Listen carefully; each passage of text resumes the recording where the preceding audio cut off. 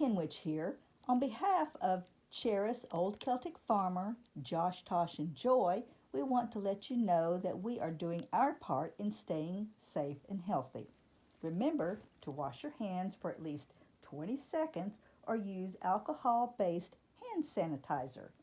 Wear a face mask when you absolutely have to go out anywhere and practice social distancing when you do. Keep at least 6 feet between you and others if possible.